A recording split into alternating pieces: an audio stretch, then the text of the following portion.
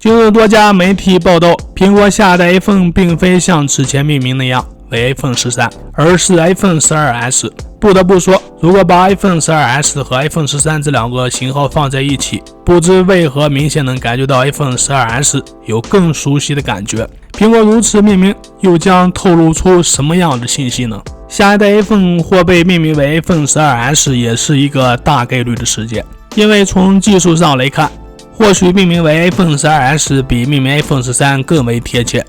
因为下一代 iPhone 同样是基于5纳米增强工艺，更像是 iPhone 12的进化版。或许对于下一代 iPhone 而言，用 iPhone 12S 命名将会重新回到按部就班的稳步升级，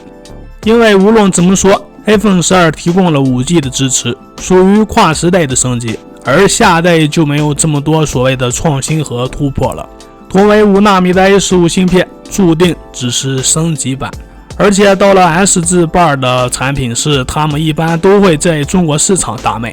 比如当初在中国打开局面的 iPhone 10S， 以及后来几乎人手一个的 iPhone 5S， 再到后来达到巅峰的 iPhone 6S、6S Plus 系列。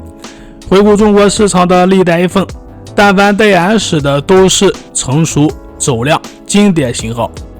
而且再来看这些昔日的经典，完全是因为4G 时代的切入而持续旺了3年。如今到了 5G 时代，方兴未艾，也就是说，至少未来3年的 iPhone 都依托 5G 换机炒作红利而确保热销。如果进行对比的话，未来的 iPhone 12S 其定位就跟昔日 iPhone 6S 系列相当，故此小编大胆预测，苹果下一代的 iPhone 12S 必火无疑，必成经典。对于苹果来说， iPhone 12的升级版他们已经在打磨当中了，而新一代机型相比现款会有哪些升级呢？现在有媒体也是透露了 iPhone 12S 的一些细节。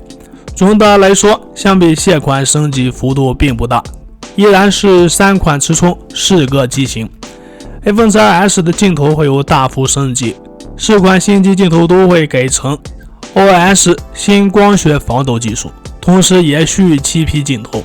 而主镜头的 CIS 尺寸将会增加，不过定位更高的 6.1 英寸和 6.7 英寸的版本将会改用为新的 CIS。